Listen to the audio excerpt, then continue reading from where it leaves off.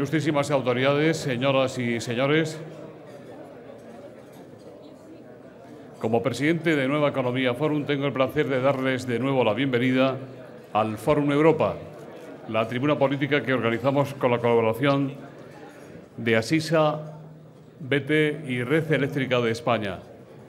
Hoy tenemos la satisfacción de recibir en esta tribuna a la ministra de Fomento, doña Ana Pastor, y tenemos también la satisfacción especial de que haya aceptado presentarla el ministro de Asuntos Exteriores y Cooperación, don José Manuel García Margallo. La tribuna es suya.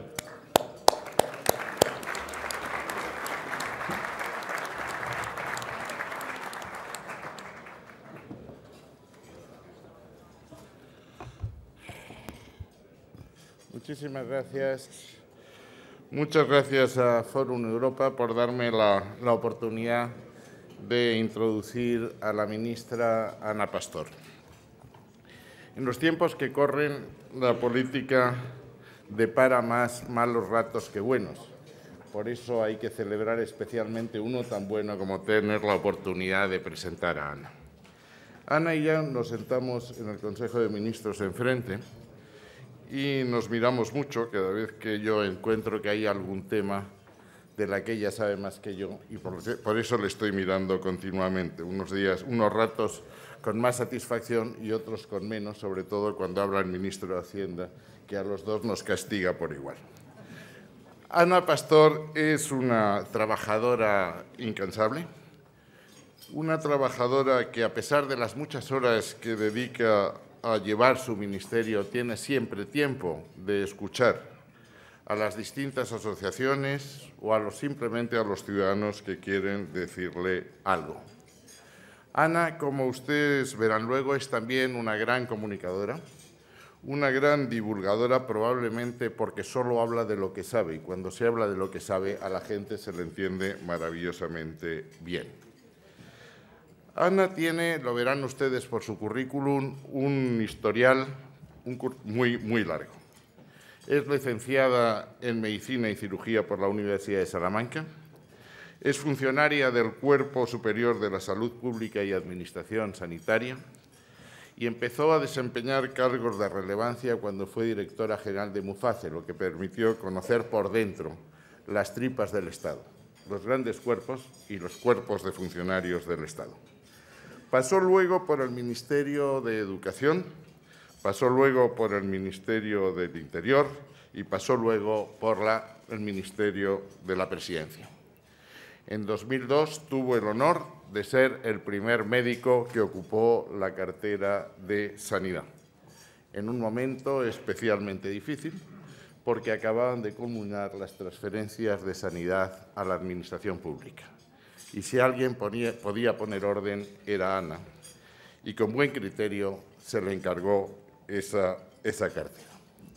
Pero Ana tiene una característica especial, una característica que compartimos los dos. Ana y yo somos de la Congregación Mariana desde que tenemos uso de razón política. Si todos debemos una especial obediencia al presidente del Gobierno, Ana y yo le prestamos obediencia y devoción. Ana ha acompañado a Mariano Rajoy en los momentos buenos y en los momentos malos.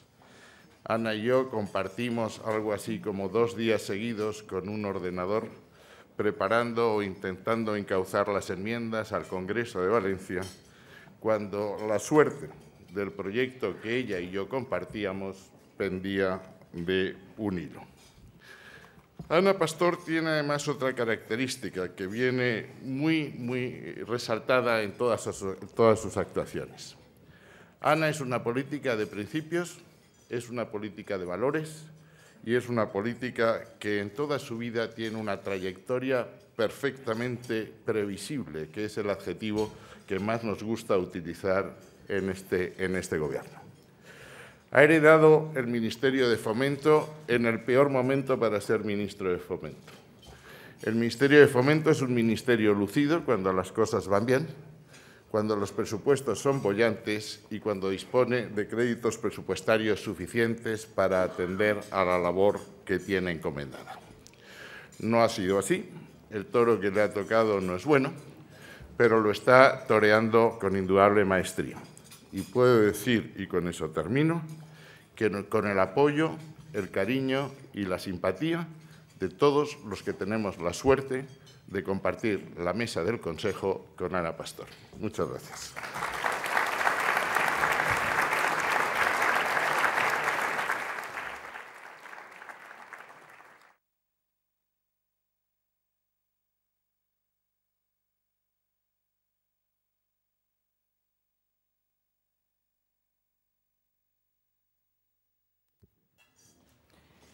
Muy buenos días a todos, señoras y señores.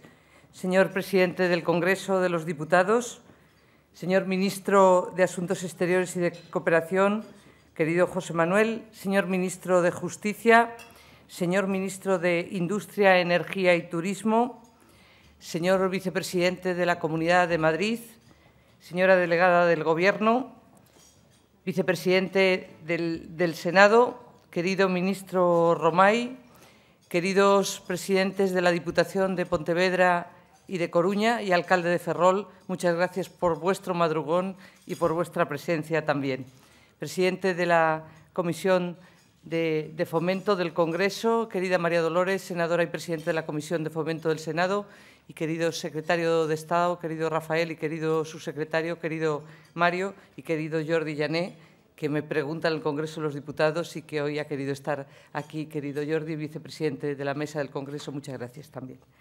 Y, señoras y señores, muchas gracias a todos, autoridades, representaciones, asociaciones.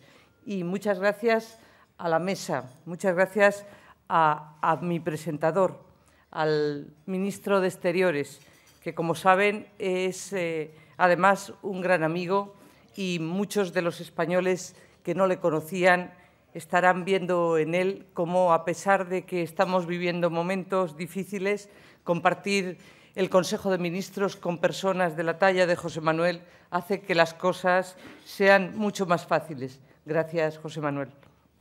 Don Francisco Iborra, doña Ana Lledó y querido José Luis, no por hablar últimamente de ti, querido José Luis Rodríguez, gracias, como siempre, por permitirme esta tribuna que he compartido ya unas cuantas veces y que has hecho posible que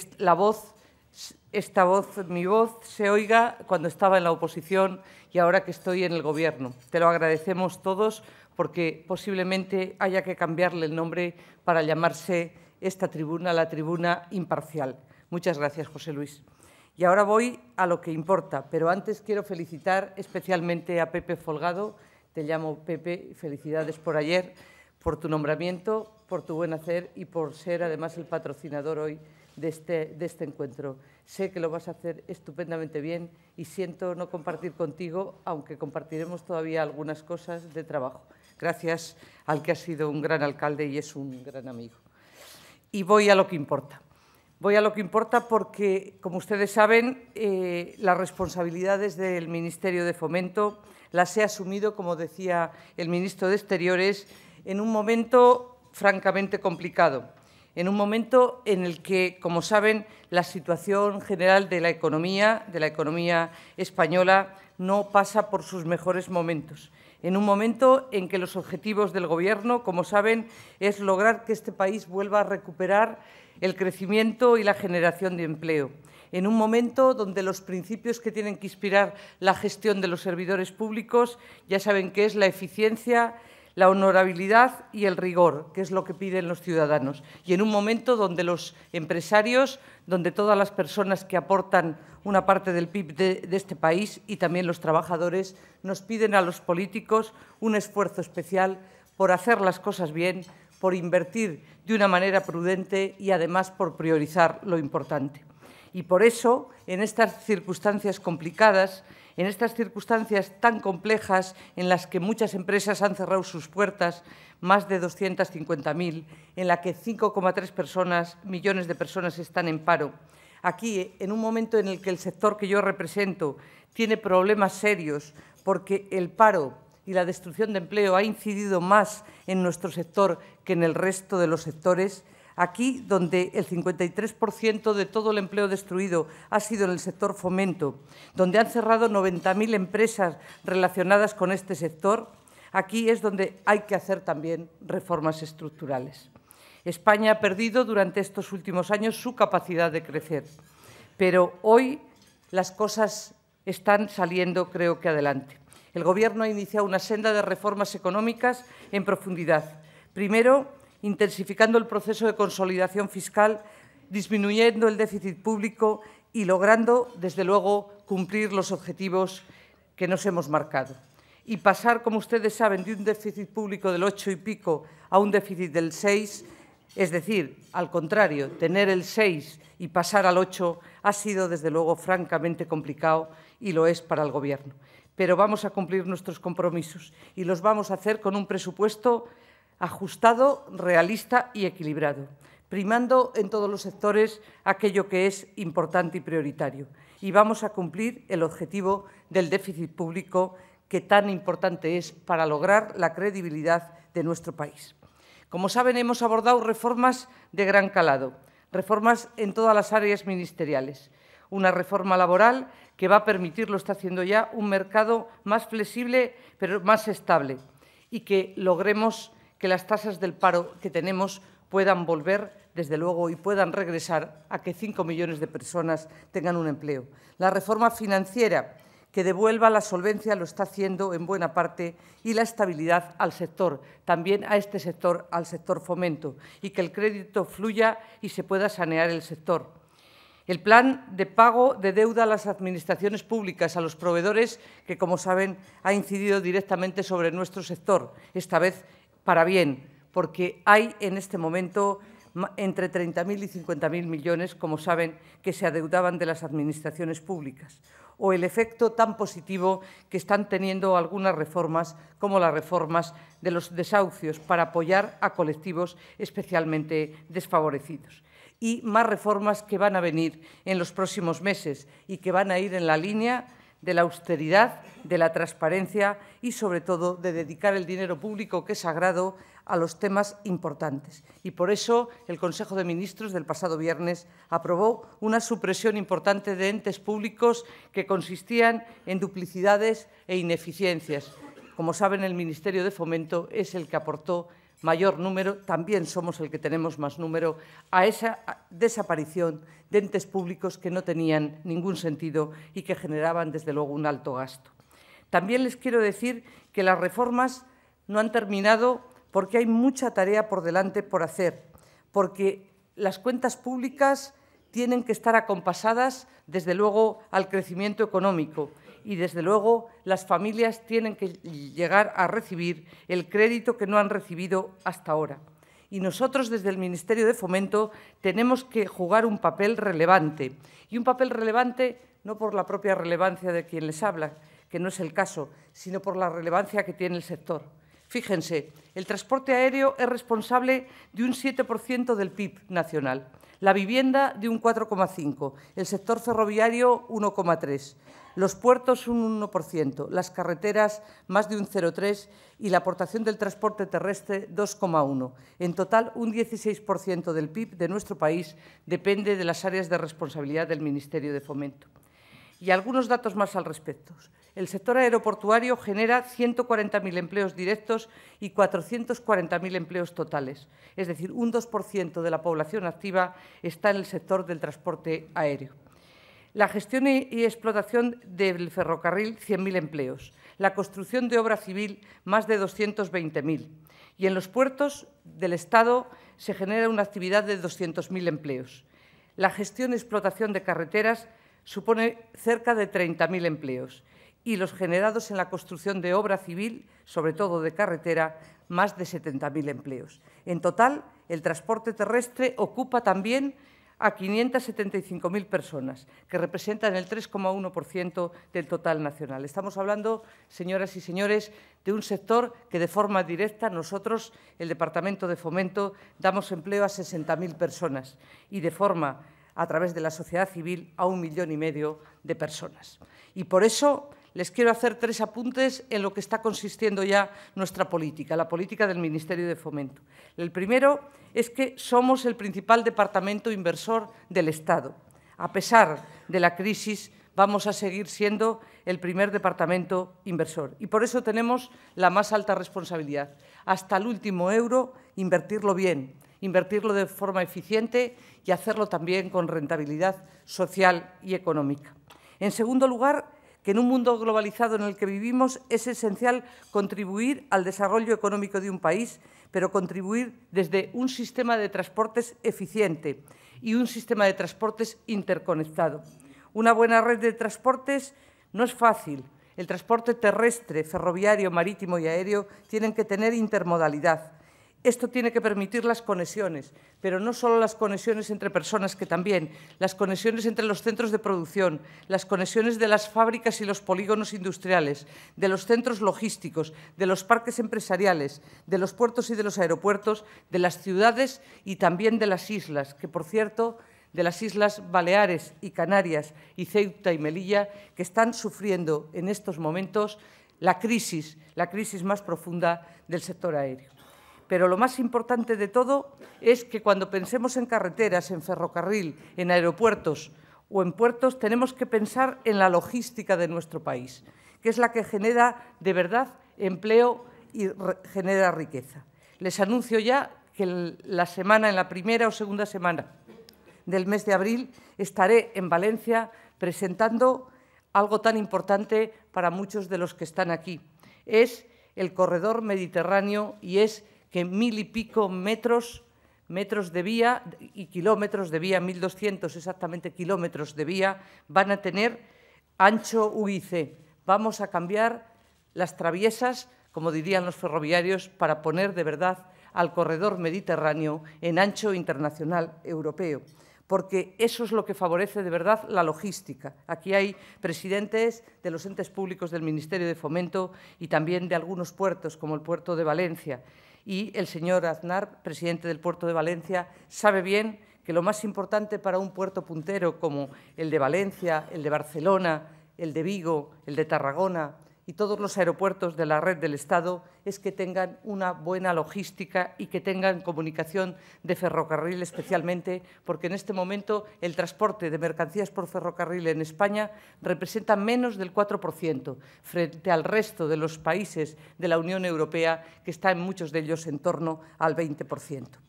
Y el tercer motor del Ministerio es la política de vivienda. Una política de vivienda que tiene que seguir generando actividad económica y seguir siendo un motor del crecimiento. Pero, como luego les diré, ya no lo podemos hacer como antes. Tenemos miles, millones de viviendas en stock que tenemos que dar salida. ¿Cuál es nuestro programa? El programa del Ministerio, basado en esos objetivos, es que en el mes de julio se llevará al Consejo de Ministros un plan de infraestructuras, transporte y vivienda, el conocido ya como PITBI, que estamos ya trabajando en él y que tiene ya una parte de contenido físico. Una planificación rigurosa es el plan en sí mismo. Son infraestructuras. Es terminar muchas de las miles, le voy a decir, de infraestructuras que hoy tienen zanja abierta, pero que apenas tienen invertidos unos cuantos millones de euros. Es crear infraestructuras nuevas, como esta red que le estoy diciendo a lo largo del Mediterráneo.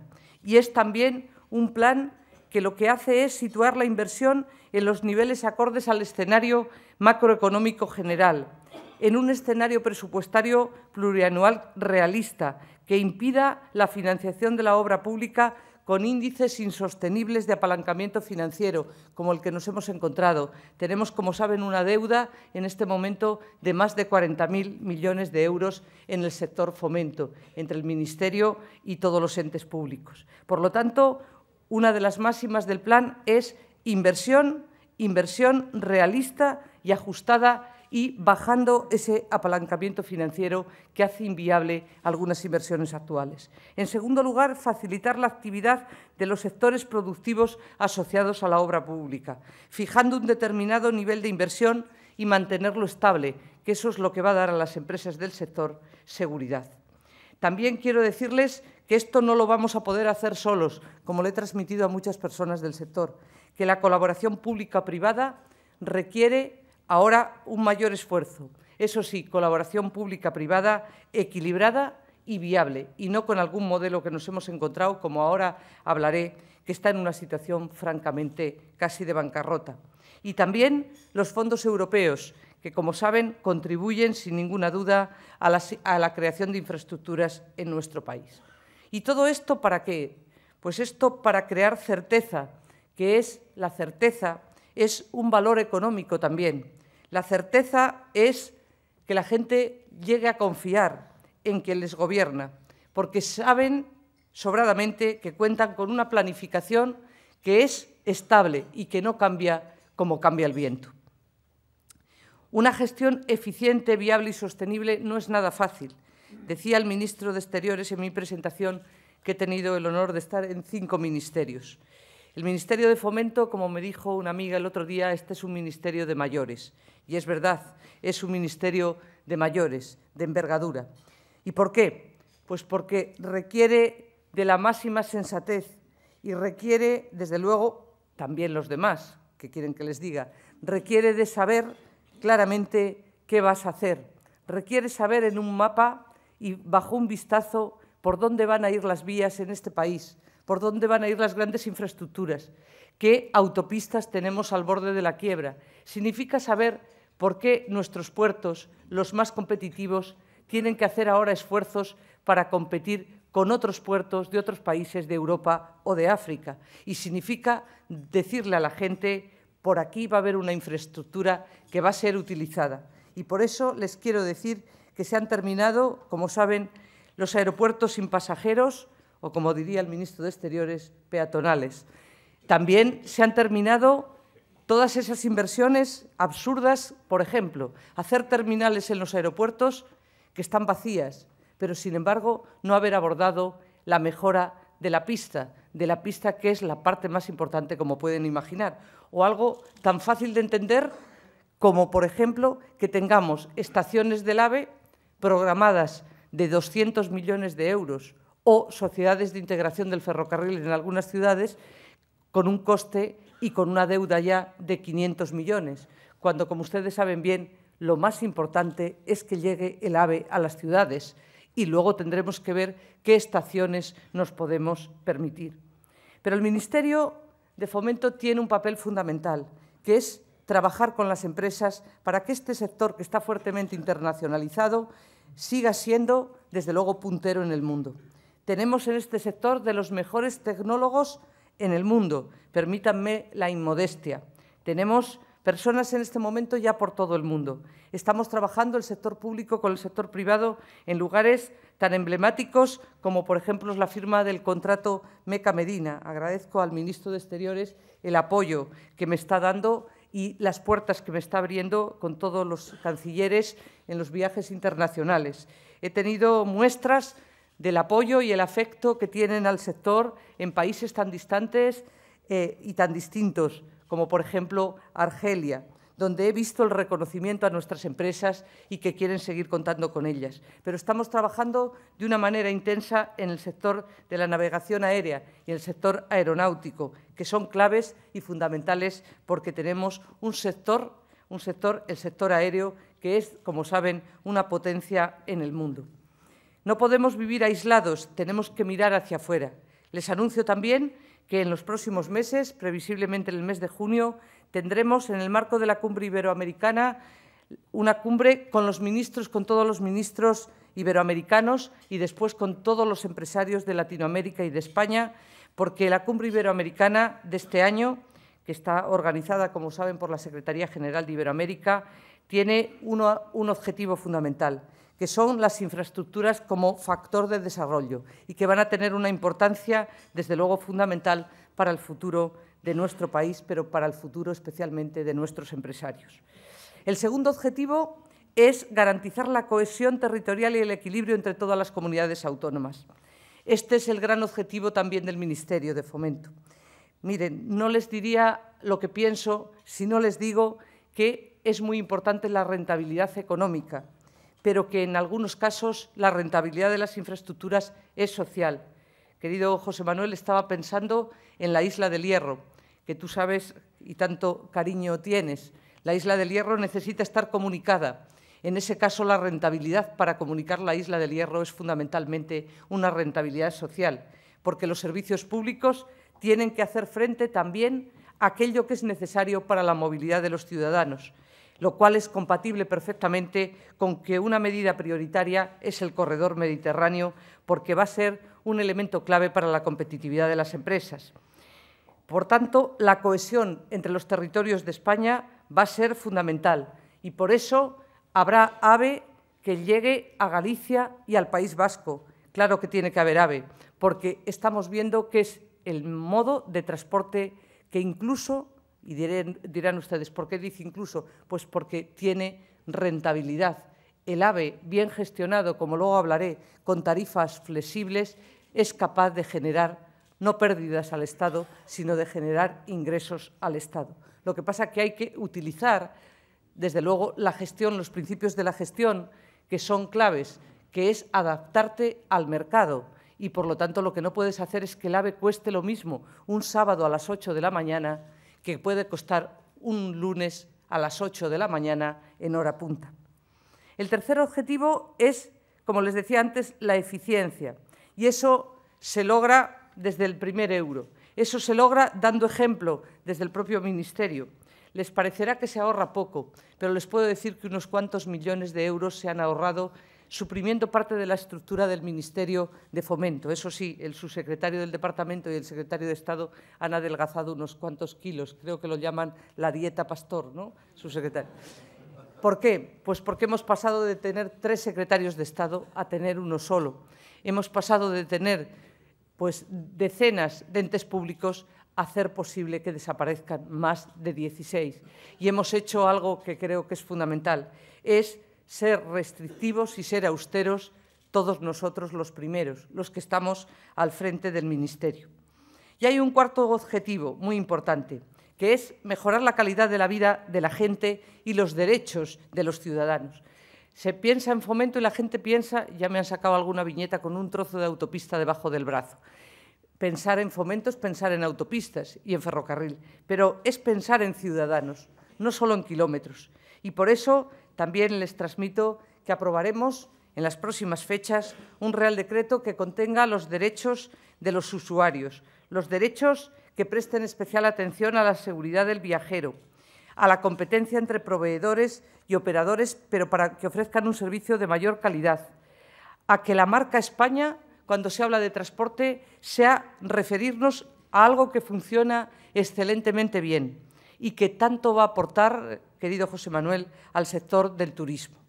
Vamos a hacer posible que nuestro transporte, el transporte, todos los modos de transporte, sean puntuales, tengan no la frecuencia que dicen en los folletos, sino que realmente sea esa la frecuencia y que sean puntuales. Y por eso, esos serán derechos de los ciudadanos, porque, fíjense, hemos aportado este año, o somos la cabeza en Europa de la impuntualidad, por ejemplo, en el transporte aéreo. Y lo somos, no voy a decir, por múltiples causas, pero no nos lo podemos permitir. ¿Por qué? Pues porque nos visitan muchas personas, porque nuestras líneas aéreas son demandadas por muchos ciudadanos y porque todos, desde la persona de tierra hasta la última persona que está en una aerolínea, todos tenemos que contribuir a que esto sea posible. Esa Carta de Derechos va a regular, desde luego, cómo se puede elegir y va a regular también qué le pasa a un usuario cuando una línea aérea, como pasó, como saben, desgraciadamente con una compañía hace apenas unos meses, dice que no vuelve a operar. Son derechos que están en la Carta Europea y son derechos que asisten a los ciudadanos españoles en el ordenamiento jurídico español. Señoras y señores, si es importante planificar infraestructuras adecuadas y de forma eficiente, también hay que hacerlo en el entorno de la Unión Europea.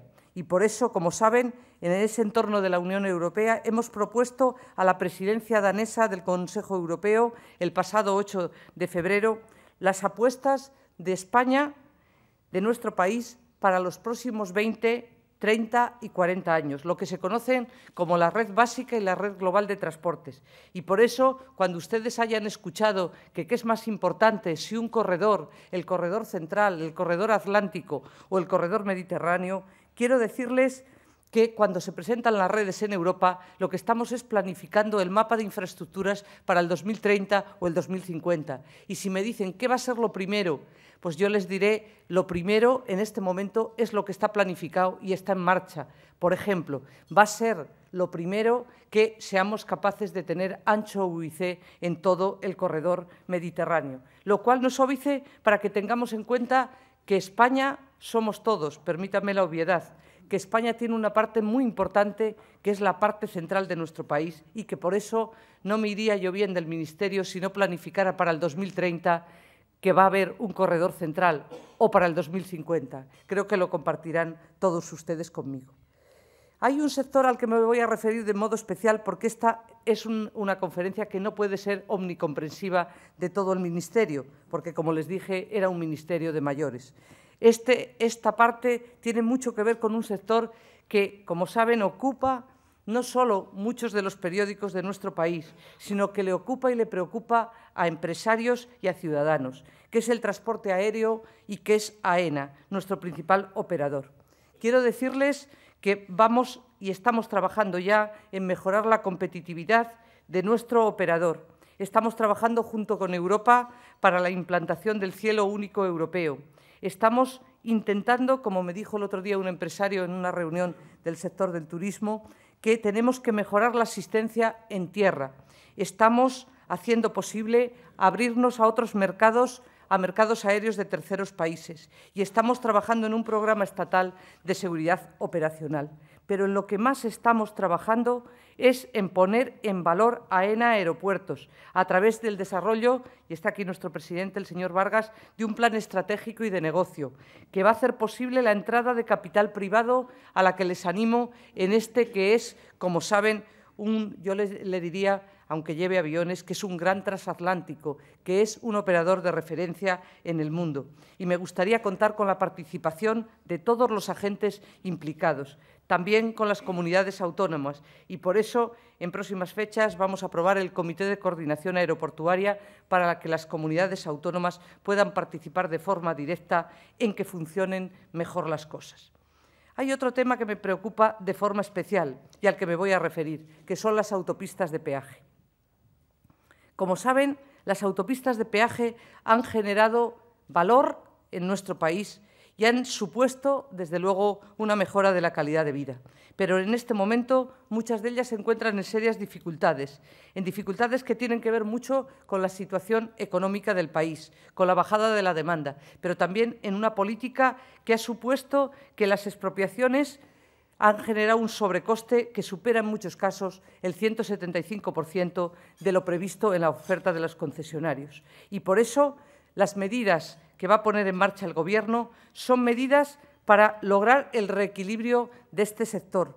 Vamos a contar con ustedes, con los concesionarios, y vamos a lograr, estoy segura, mayores coeficientes de seguridad.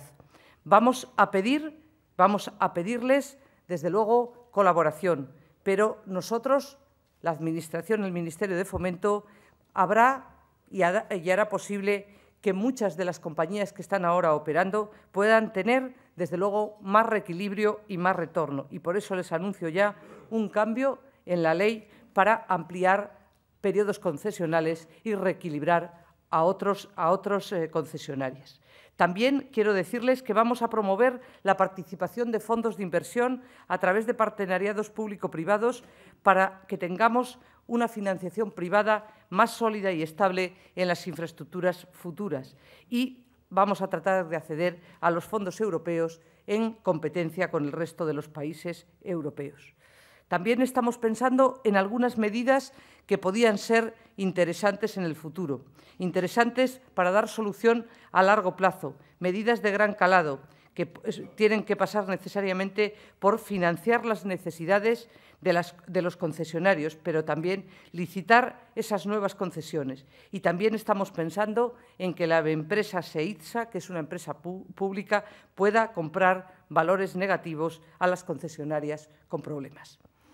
Señoras y señores, son muchos los otros aspectos que tendría que destacar aquí esta mañana, pero sé que este tiene que ser necesariamente una intervención que no pase del tiempo de 25 minutos, porque aunque es temprano y venimos de un puente, algunos, desde luego, no lo podrían soportar.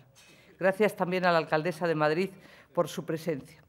Y quiero decir, en la última parte de mi intervención, que la política de vivienda es fundamental para nosotros, y solamente darle dos pinceladas. Lo primero de todo es que vamos a poner en marcha un plan estatal de fomento de la regeneración urbana y el alquiler, que es clave, como saben, en este momento. Y también vamos a reajustar el programa de ayuda a inquilinos con el fin de facilitar el acceso al alquiler a las personas afectadas por desahucios, como contempla el Real Decreto Ley.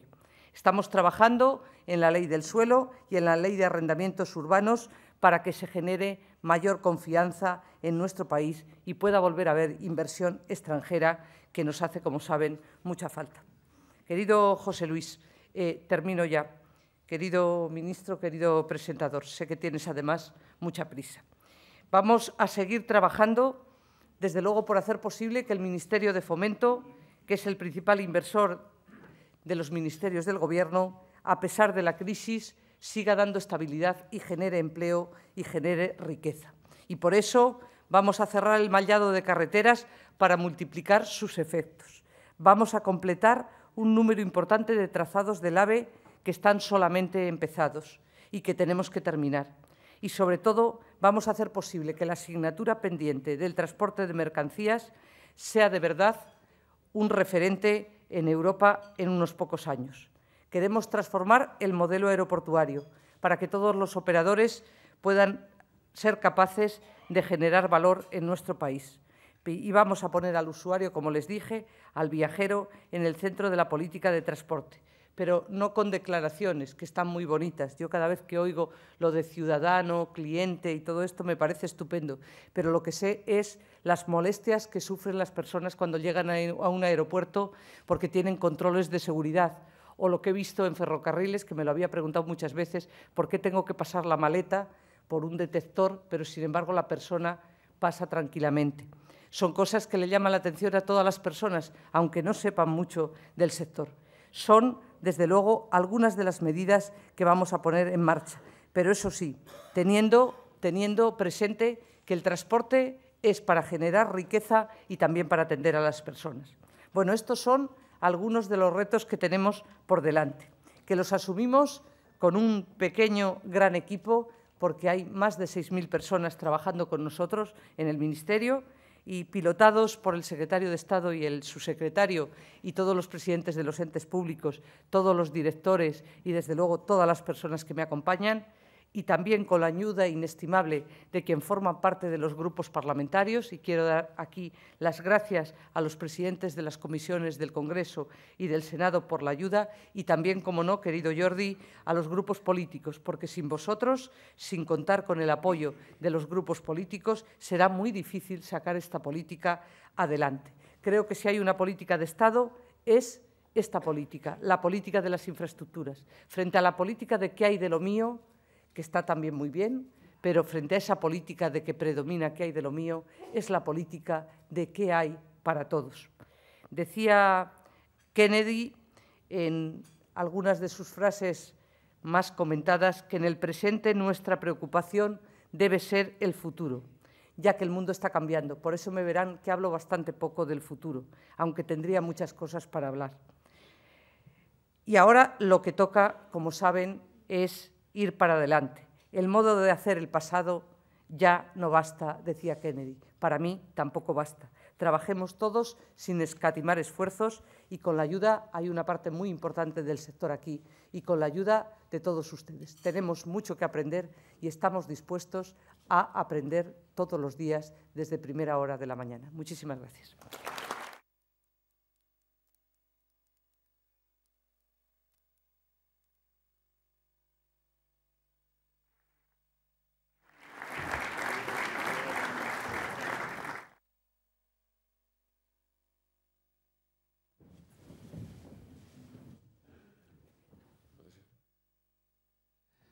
Muchas gracias, señora ministra. Muchas gracias al señor ministro de Asuntos Exteriores, que tiene que abandonarnos para asistir a uno de sus compromisos en la jornada de hoy.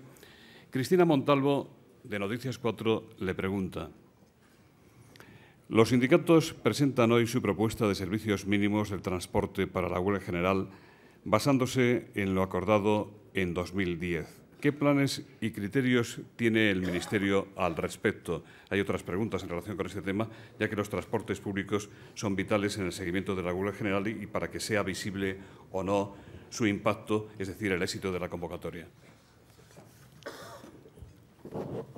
Bueno, antes de contestar a la huelga, gracias al alcalde de Santiago, que no le había visto, y le agradezco especialmente el madrugón. Gracias, alcalde. Sé que hoy no vamos a hablar de la catedral, aunque podríamos hablar de esa reparación. Muchas gracias por tu presencia. Pues cumplir con la legalidad, ni más ni menos. Y yo pediría que si podemos arrimar todos el hombro, lo arrimemos en un momento como este. Muchas gracias. Ningún detalle más. Juan Manuel Lamed, de Expansión, dice: ¿en qué medida se van a ampliar los periodos concesionales? ¿Es suficiente con eso o hace falta fusiones entre algunas radiales, por ejemplo? Por otro lado, ha comentado ya el Ministerio el inventario de inmuebles de Fomento que se van a vender. En relación con este tema de autopistas, Javier Mariño, de 5 días, ¿qué soluciones baraja el Ministerio para las autopistas en riesgo de quiebra? ¿Optaría por tarificar las carreteras de alta capacidad? ¿Cómo son y cómo se compensará, cómo y con qué compensará a los concesionarios de las radiales de Madrid para que las mantengan en funcionamiento, estando como están afectadas por la crisis? Y Carlos Santo dice: ¿se estudia el establecimiento de la euroviñeta, es decir, un peaje para el paso por las autovías? Es una decisión política difícil de tomar, pero probablemente inevitable. ¿De qué depende? Bueno, en primer lugar, decir que no solamente es ampliación de periodo concesional, sino que tiene mucho que ver con el cambio del modelo del equilibrio del concesionario y la Administración. No es solamente un tema de ampliación. Habrá ampliación, habrá reequilibrio, habrá compartir entre varios concesionarios, pero la clave está en el propio modelo en sí, en la propia participación y el propio riesgo que se asume cuando se da la concesión. Yo inicié en otro sector, en el sector sanitario, y está aquí don Francisco Iborra, cuando iniciamos el sector concesional en los hospitales. Y lo más, recuerdo el primer pliego que yo hice en los años 80, lo más complicado es el equilibrio, buscar el equilibrio concesional, es decir, lógicamente una empresa concesionaria no está para perder dinero, está para equilibrar sus ingresos. Aquí lo que ha pasado es que en los últimos años, todo lo que yo con mi equipo hemos estudiado es que ha habido un gran desequilibrio, por eso el Gobierno anterior puso en marcha lo que se llaman los créditos participativos y las cuentas de compensación, que es sobre todo por lo que les decía antes, porque la previsión de ingresos ha caído en algunos casos a menos del 40% de lo esperado, y además porque las expropiaciones, sobre todo en las radiales de Madrid, las expropiaciones se han considerado su valor, los tribunales han considerado su valor en algunos casos más del 250%, y por lo tanto son circunstancias también que han sido extraordinarias, que han venido a llevar a una situación de casi quiebra en algunos de ellos, y por eso hay que cambiar la ley, hay que cambiar la ley y hay que hacer un nuevo modelo concesional. Tenemos muy buenos ejemplos en distintos países del mundo, se está estudiando, aquí no hay que inventar, no hay que ser muy listo, un poco a veces hace falta, pero no hay que ser muy listo para saber que casi todo ya está hecho y que se pueden analizar modelos. Hemos incorporado en nuestro equipo a personas que tienen una gran experiencia en el modelo concesional, y desde los servicios jurídicos del departamento se está trabajando ya y también hablando con todo el sector, pero es un cambio en profundidad de la ley. Con respecto a Euroviñeta, es una directiva comunitaria, pero en este momento no está sobre la mesa. Y, desde luego, lo que nosotros sí que vamos a hacer es trabajar para que en el plazo máximo de 6 meses podamos tener una salida, especialmente para las situaciones que están al límite, pero desde luego hacer posible con todos los concesionarios ir a un nuevo modelo en el que haya también la empresa está para en algunos momentos que le vaya un poco peor, pero desde luego en ningún caso para ir a la situación que están en este momento, que es una situación, como les digo, de bajada de los ingresos en menos del 40%. Por cierto, no es una situación solo del sector de autopistas. No he hablado de la crisis que están viviendo algunos sectores, por ejemplo, el transporte marítimo, que es una crisis muy importante también, que es justamente por la bajada de la actividad económica. A eso se une, como le pasa al sector aéreo, que ha subido el combustible. A quien más afecta es a nuestro sector. La subida del combustible hace que en este momento las compañías aéreas tengan unos gastos en muchos momentos y por eso tienen que estar haciendo, pues desde luego, una mejora en la gestión impresionante, porque tienen unos gastos de combustible que son inasumibles.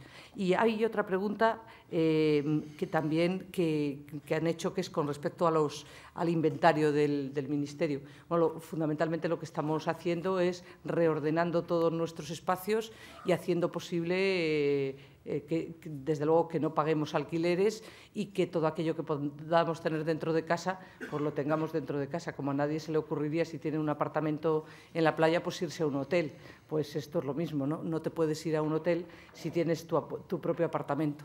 Y, por lo tanto, el Ministerio de Fomento, que es muy grande, como saben, en lo cuantitativo y en lo cualitativo, por lo que estamos haciendo es un plan, la subsecretaría del Departamento está haciendo un plan de austeridad pues muy potente, que va en todos los ámbitos. Va en el ámbito de las infraestructuras, pero que también va en el ámbito de los grandes contratos públicos. Y también les puedo decir que tanto los contratos de seguridad como algunos otros grandes contratos, el de energía eléctrica, estamos trabajando para hacerlo a nivel conjunto, porque será el modo de que tengamos mayor eficiencia. Eladio Meizoso, de la cadena SER, le pregunta qué valores negativos de las concesionarias de autopistas puede comprar SEITSA.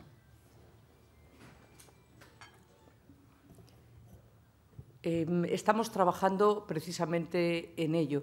SEITSA, como saben, es una empresa pública y nosotros trabajaremos entre las soluciones que estamos planteando. Esa podría ser una de ellas. Blanca Pascual, de Radio Nacional de España, dice: ¿quién se hará cargo de los alquileres de la Sociedad Pública de Alquileres? ¿Qué pasa o qué pasará con el personal que trabaja ahora en esa sociedad? Bueno, se hará cargo la Sociedad Pública de Alquileres, que se va a seguir haciendo cargo, como ustedes saben, porque lo que va a hacer es seguir atendiendo a todas las personas y seguir asumiendo sus responsabilidades. El Ministerio de Fomento y sus entes públicos harán frente siempre a sus responsabilidades. Lo que pasa es que lo que muchos ciudadanos no saben es que la SPA, la Sociedad Pública de Alquiler, cada vez que alquila una vivienda pierde dinero. Es decir, es una sociedad que se creó para alquilar miles de viviendas y alquila 5.000.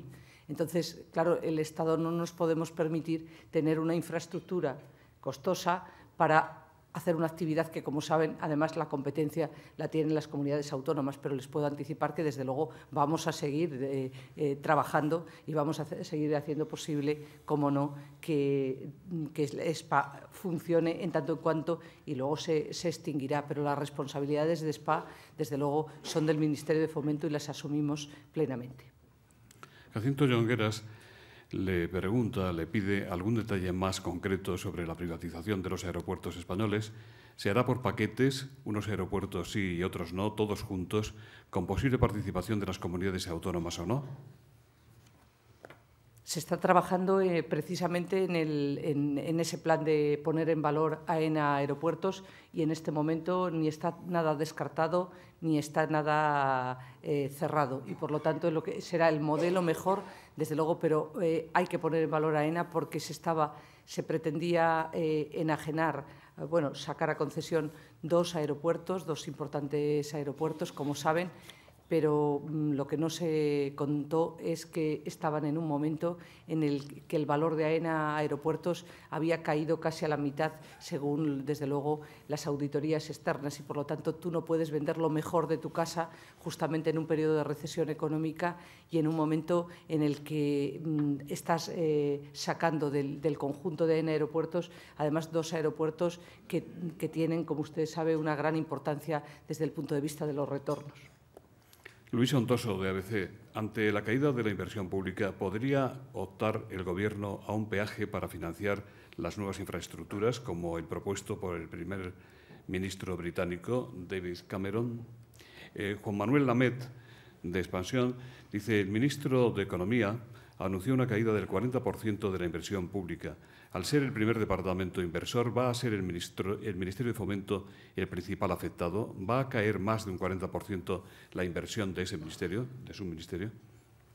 Bueno, en primer lugar, el tema peajes no está sobre la mesa y, en el segundo lugar, el Ministerio de Fomento es el primero en la línea para cumplir los objetivos del Gobierno y, por lo tanto, como el resto, y creo que hablo sobre todo en nombre de los presentes, todos nosotros lo que hacemos es trabajar junto con el presidente del Gobierno y bajo su dirección para hacer posible cumplir los objetivos del déficit. Y yo, desde luego, estoy en esa primera línea de hacer posible que eso se cumpla, porque para nosotros es mucho más importante, desde luego, cumplir el objetivo del déficit que sacar pecho en este momento. No es momento de sacar pecho, es momento de cumplir nuestras obligaciones como país, con el país que nos hemos encontrado con un déficit de más del 8%. Juan Cuesta. Dada la actual situación, ¿no es un brindis al sol apostar por los 3 corredores ferroviarios como ejes prioritarios? ¿Cómo espera convencer a la Comisión Europea? El comisario Kallas ya le ha expresado su oposición. María Forner, de Canal Nou, dice: el Ministerio se ha decantado finalmente por la opción presentada por la Generalitat Valenciana a la hora de poner en marcha el corredor mediterráneo, plazo de ejecución, financiación, tercer carril o nueva construcción. Jordi Armenteras, de RACUN: ¿por qué se va a retrasar la conexión de alta velocidad Barcelona, frontera francesa? ¿Se pondrá en marcha en 2013 o en 2014? Bueno, primero, corredores. Cuando se habla de los corredores, de las redes transeuropeas, de los corredores, lo que se hace es la planificación para el 2030 y el 2050 y, por lo tanto, nada tiene que ver lo que va siendo la inversión pública de nuestro país con lo que y las redes prioritarias con lo que son los corredores. Es decir, los corredores significa cómo va a ser España en el 2050. Yo, sinceramente, y en el 2030, yo, sinceramente, no estaré para verlo, pero, desde luego, lo que estaré en algún sitio, me imagino, si tengo salud, pero lo que les puedo decir es que yo no voy a ser la que haga, por cierto, porque no sé si saben que esos corredores estaban en el mapa europeo en el 2004 y, por lo tanto, como estaban en el 2004, lo que estamos haciendo es defenderlos. Pues mire usted, nosotros lo que tenemos también es que conseguir fondos comunitarios y yo voy a pelearlo en Europa y, si me dicen no, pues seguiré peleándolo en el futuro, porque, como ustedes saben, somos un país soberano que tenemos que planificar conforme a la Unión Europea. Pero aquí la clave no está solo en las redes, está en dónde inviertes tú, en dónde inviertes, porque estamos hablando, como saben, que los fondos comunitarios van a significar para los próximos años en torno, pero vamos, en la próxima década, 20.000 millones, de los cuales a España le corresponden 2.000. Es decir, nosotros estamos hablando de una pequeña parte de la inversión de nuestro país. Es decir, la clave de la inversión en España es lo que prioriza el Gobierno de España y, si es posible, lo hace con las comunidades autónomas. Pero nada tiene que ver. Es de razón, como ustedes saben, que es que el corredor mediterráneo, que tiene un gran flujo en este momento, es un corredor prioritario para la inversión y, por eso, ya les digo que es uno en los que estamos trabajando. Y, como han preguntado, Barcelona, frontera francesa, es precisamente uno de los tramos claves. Es tramo clave en el corredor mediterráneo. Está, como saben, en obras todo él, y estamos trabajando en un proyecto en el que me gustaría contar con la colaboración pública-privada y que sacaremos a CPP, que es el acceso al puerto de Barcelona, tanto por la red viaria como ferroviaria, con una inversión de más de 200 millones y que queremos contar con la colaboración pública-privada, como se hace en otros grandes puertos del mundo, y eso forma parte también del corredor mediterráneo. Y estamos trabajando también en el entorno de Tarragona, bueno, y el resto del Mediterráneo. El eje del Mediterráneo, el corredor mediterráneo, es prioritario, claro que lo es, porque es además uno de los que está en ejecución. Pablo Ferrer, de Hispanidad, le pregunta qué piensan hacer ustedes en el Gobierno con Renfe. ¿Se va a privatizar parte, algo en concreto para las mercancías? Yolanda López, de Televisión de Cataluña, usted se ha referido a la rentabilidad de las líneas del AVE y si están bien gestionadas, adecuando las tarifas al mercado, si piensan desde el fomento aumentar las ofertas, disminuir los precios. ¿Se puede también detallar cuál es el modelo de gestión? Bueno, esto ya estaba contestado, aeroportuario. Leo con dificultad algunas de las preguntas. Bueno, pues con respecto a Renfe, como saben, el sector de las mercancías está liberalizado. Algo no está funcionando bien, como les digo, porque seguimos teniendo una parte muy baja de transporte de mercancías por ferrocarril, de menos del 4%. Nosotros, por la parte Renfe, lo que tenemos es que tener, y por la parte de Adif, el principal gestor de infraestructuras, como saben también, lo que tenemos es que mejorar nuestra red. Es que el problema que tiene España es que tiene en estos momentos una red deficitaria en muchos de sus puntos. Para empezar, el primer objetivo que me he tenido que fijar, y que no lo he dicho aquí por no aburrirlos, es que tenemos claro ya desde este momento que el ancho de vía va a ser el ancho europeo, el ancho que se conoce como UIC, porque es el modo de que las cosas puedan funcionar y pueda haber de verdad, pueda haber personas, y me consta que hay empresas del sector privado que quieren competir en este sector, en el sector de las mercancías. Y luego en viajeros, como saben, no hay directiva comunitaria todavía y es un sector en el que estamos trabajando, en el de viajeros en la Unión Europea. Con respecto al AVE, tarifas, flexibilidad, Renfe está volcado, está aquí su presidente, Julio Gómez de Pomar, están trabajando en este momento por acomodar, como les dije, lo que es la demanda de los ciudadanos con, desde luego, la viabilidad de Renfe, pero la flexibilidad. Y en ese sentido tenemos muchas cosas por hacer. En buena medida, algunas se han puesto en marcha, como se han puesto, por ejemplo, cuando ha sido la fiesta de San José en Valencia, como pueden imaginar, lo que hemos hecho es aumentar muchísimo el número de aves que han ido a Valencia, lógicamente, pero tenemos que funcionar como funcionaría el sector privado, es decir, adaptarte absolutamente a las frecuencias. En el caso del sector aéreo, es un sector liberalizado totalmente y ahí el sector aéreo están todos trabajando por ir a tarifas, como pueden imaginar, más adaptadas a las necesidades de los ciudadanos y que viajar en avión no sea un lujo, sino que sea para todos los días, ¿no? Pues aquí en Renfe también lo están haciendo y el señor Gómez Pomar está trabajando en esas tarifas flexibles que van a ser, desde luego, muy importantes. Ovidio de la Cosa, de Conetrans, le dice, bajo su presidencia en el Ministerio de Fomento, ¿seguirá siendo el transporte de mercancías por carretera el patito feo de los modos de transporte en España? Pues entre patito feo y cisne, mejor que sea cisne, ¿no?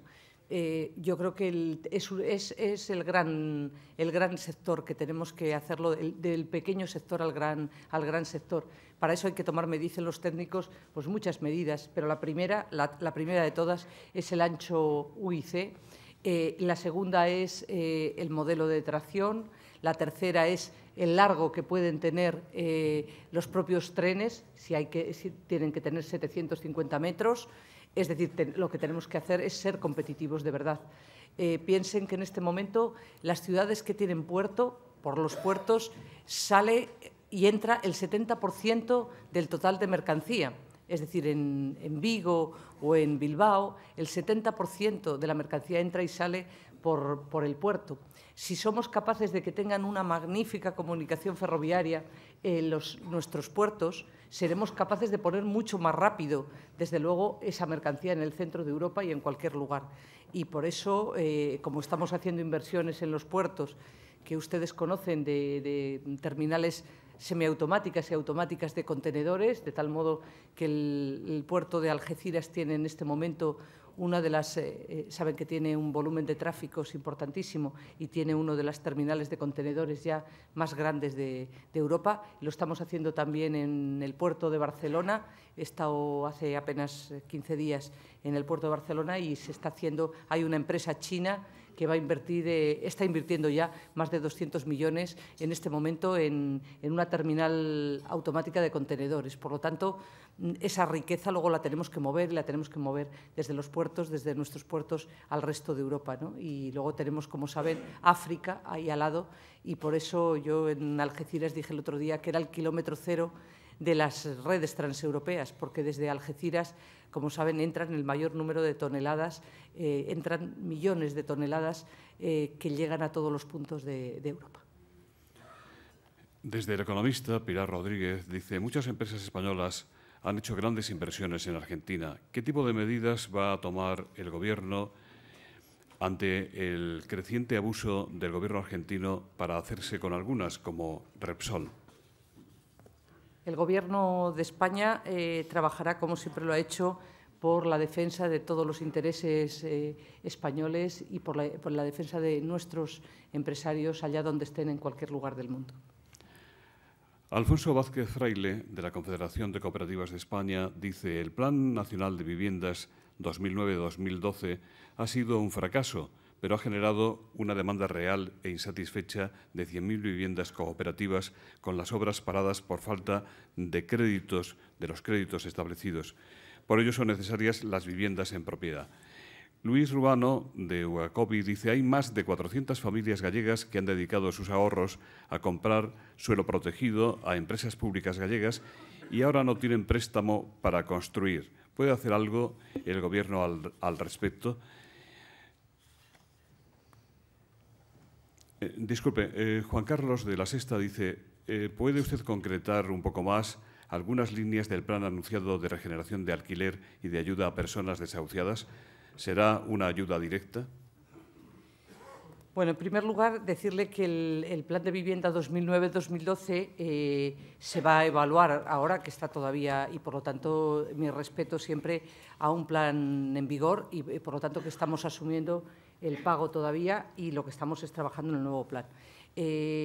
Con la directora general de la Vivienda y la subsecretaría están trabajando y el secretario de Estado en ese plan, en un plan que tiene mucho que ver con cómo es nuestro parque de viviendas. En nuestro parque de viviendas, más de 4,5 millones de viviendas tienen una antigüedad de más de 50 años. En muchas de esas viviendas viven, como saben, personas mayores. Hay muchas viviendas en este momento que tienen unas condiciones muy mejorables y, por lo tanto, estamos trabajando precisamente en este nuevo plan que va a apostar decididamente por la rehabilitación y también por el alquiler. Pero la rehabilitación, además, todos los proyectos que se han llevado a cabo, aquí concretamente en Madrid, que se ha trabajado mucho en este campo, lo que les puedo decir es que la rehabilitación genera muchísimos puestos de trabajo, genera puestos de trabajo en sectores que están especialmente castigados, además, en este momento por el paro. Por lo tanto, ese nuevo plan, tiene uno de sus pilares fundamentales en la rehabilitación y también en el alquiler. Lógicamente, la Dirección General de Vivienda no va a abandonar las ayudas que pueda haber, desde luego, en subsidiación, que es un clásico que ha tenido siempre el Ministerio. Con respecto al suelo, a la pregunta de suelo protegido y de las entidades financieras, el problema no es tan fácil de solucionar como todos saben. Por eso ha habido esa reestructuración y esa reforma del sector financiero. Por eso es tan importante que vuelva a fluir el crédito a las familias y por eso ha sido tan importante que el Gobierno haya apostado por un plan que no se había hecho nunca en la historia de nuestro país, que es facilitar el que todos los proveedores puedan cobrar sus facturas, porque en este momento, como saben, muchas empresas han desaparecido desaparecieron porque no podían, no le pagaban y no podían pagar a sus trabajadores. Y, por lo tanto, el camino se va a recorrer a la inversa. Es saneando, se ha saneado el sector, se han desprendido de sus activos malos y lo que están en este momento es generando valor y, sobre todo, recuperándose de la profunda crisis económica que hemos padecido todos y el sector financiero especialmente. Usted ha dicho varias veces en su intervención que el suyo es un ministerio de mayores. Desde luego, lo que es una de las ministras probablemente más solicitadas, no voy a decir deseadas, que también seguramente. Y hay muchas preguntas que le piden concreción sobre fechas, calendarios, etcétera, etcétera. Yo se las voy a trasladar, aun sabiendo la dificultad que tiene concretar. Sara Ayuso, de Castilla y León Televisión, dice: la Junta de Castilla y León ha fijado como su objetivo la llegada del AVE a Palencia y León. Hay fechas ya para estas infraestructuras. Luis Enrique Ramos, de Televisión de Galicia: ¿qué prioridad tendrá el AVE a Galicia en los presupuestos de fomento? ¿Cuándo podrá entrar en servicio la conexión con Madrid? ¿Considera posible que será en 2018, como cree la Xunta de Galicia? ¿Qué posibilidades, le dice Manuel Pereira, hay de que el AVE Madrid-Lisboa sea una realidad? Héctor Díaz, de La Región: ¿cuál es el futuro de la estación AVE en Orense, inicialmente adjudicada al estudio de Norman Foster? Bueno, lo primero de todo es que lo que me he encontrado al llegar, dije que no hablaría del pasado, ¿no? Como dijo Kennedy, me van a obligar a hablar del pasado. Lo primero que hice fue ver que lo que había era muchas fechas. Aquí todo se iba a terminar por ejemplo, el AVE a Vigo iba a llegar en el 2012 y hoy el AVE a Vigo se han invertido desde Olmedo Medina, desde Olmedo, en la provincia de Valladolid, como saben, hasta Galicia 400 millones de euros y faltan por invertir 8.000. Y entonces, como pueden ustedes imaginar, en lo que estoy trabajando en lo que estamos trabajando, está aquí el presidente de Adif también, pues se ha hecho una licitación de 500 millones de euros en estos apenas 2 meses y se va a seguir trabajando. Yo soy más bien persona soy totalmente de trabajar todos los días e intentar que las cosas lleguen lo antes posible. Pero yo, esto en el 2012, lo otro en el 14, lo otro en el 18, lo otro en el 10... Hombre, pues me parece muy poco serio, sobre todo cuando lo que he heredado es que todo tenía que estar terminado ya. Es que se dijo que el AVE a Vigo llegaba en el 2012. Es que está escrito, está en las hemerotecas. Alguno puso su cargo a disposición si no llegaba y faltan 8.000 millones. Es que la gente habla del corredor del Mediterráneo diciendo, y esto va a ser prioritario, y creen que es mañana. ¿Saben ustedes cuánto dinero hay que invertir desde Algeciras a Portbou en el corredor del Mediterráneo para tener una vía de viajeros completa, estable, tener transporte de mercancías, conexión a los puertos y a los aeropuertos? 47.000 millones. Ese es el coste. Y la gente habla, oiga, que termine usted el corredor del Mediterráneo. Y dije, yo sí lo quiero terminar mañana. El problema es que necesito 47.000 millones. Y además que técnicamente es imposible, porque además hay requerimientos técnicos que es imposible. Es imposible que he estado visitando que no me han preguntado, pero lo voy a contar, es lo único que voy a contar que no me han preguntado, el puente internacional, el puente de la Constitución de 1812 en Cádiz. Y también era otro de los que se terminaba ya. Y he estado allí y espero y deseo que podamos avanzar lo suficientemente. Pero me han dicho los técnicos, porque me preguntaban, ¿cuándo se puede terminar? ¿Lo terminarán Y le digo, ¿cuánto se tarda? Y me dicen, mínimo 15 meses. Dice, y si hay viento, más. Dije yo, caramba, si es que yo también tengo que responder por el viento. Esto es lo que hay. El AVE a Galicia. Bueno, Palencia-León, y lo que queda para arriba hasta Asturias está en ejecución, como saben, y es un compromiso de conexión y seguiremos en él. Galicia, ya he dicho lo que hay. El AVE a Galicia faltan 8.000 millones de invertir y el compromiso es que Galicia tenga AVE. Estación de Ourense, aquí claro, se pregunta cada uno lógicamente. Pues la estación de Ourense, hombre, llevo 2 meses y medio, nos ha dado tiempo a estudiarlo casi todo, pero ya se pueden imaginar que la estación de Ourense me lo sé.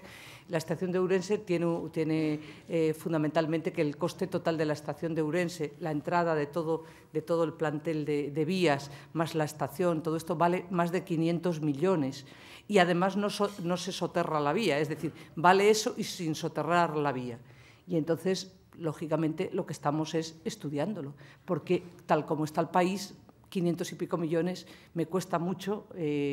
Yo no soy experta en trenes, como saben, pero sentido común no me ha empezado a fallar todavía, y 500 millones que no me parece a mí lo razonable. Y, por lo tanto, está en estudio, claro que está en estudio. El alcalde de Santiago, sin embargo, ha dicho que él no quiere más estación, que con la que tiene está muy bien. Pero, por ejemplo, está pidiendo que se estudie algo, bueno, pues que hay que analizar, y están los técnicos analizando, es si podría conectarse el aeropuerto. Bueno, pues eso es una cosa que suena muy bien, hay que ver cuáles son sus costes y cuándo se puede abordar, pero el alcalde de Santiago de Compostela ha decidido que para él es más importante que llegue el AVE, que ha llegado, por cierto, pero que ese AVE tenga interconexión, ¿no? Y ese AVE que ha llegado, pues lo que queremos en el sur, ya sabes, que llegue también a Vigo. Esto es de casa, ¿no? Pero ya que estoy aquí, pues ya lo cuento. Con respecto a la conexión con Portugal, hemos mantenido un encuentro con el ministro portugués hace 3 semanas. Hay una comisión mixta que se está reuniendo ya, que presiden los secretarios de Estado, para poner sobre la mesa la interconexión y que haya un diálogo fluido entre los dos países, como pueden imaginar, como lo haremos mañana o pasado mañana con el ministro francés, ¿no? Estamos trabajando especialmente con nuestros vecinos, porque es fundamental definir conjuntamente cuáles son esas infraestructuras, no solo de la nueva red, de la red AVE, sino con Portugal estamos trabajando en la red convencional, que tiene serios problemas en este momento con el Lusitania, que todos conocen, y también con la conexión Oporto-Vigo, que también tiene algunas dificultades económicas en este momento. Muchas gracias. En nombre de los patrocinadores que hacen posible esta tribuna, Asisa, BT y Red Eléctrica de España, el nuevo presidente de esta última, don José Folgado, va a despedir el acto. Muchas gracias. En nombre de los patrocinadores me cabe el honor de pronunciar unas breves palabras de cierre. Palabras simplemente para darle las gracias a la ministra y la enhorabuena por la excelente, la brillante intervención esta mañana. Desearle muchos éxitos en este próximo futuro. Nada fácil, pero los que la conocemos sabemos que es garantía de éxito. En todo caso, me gustaría que algún día pudiésemos volver a repetir este acto como patrocinadores para que nos hable de los éxitos de ese gran plan de infraestructuras, transportes y vivienda que iniciará su andadura, según oímos, a partir de julio. Sin duda ninguna es enormemente importante y el éxito de este ministerio es el éxito de todos nosotros. Muchas gracias a todos ustedes también por su presencia. Buenos días.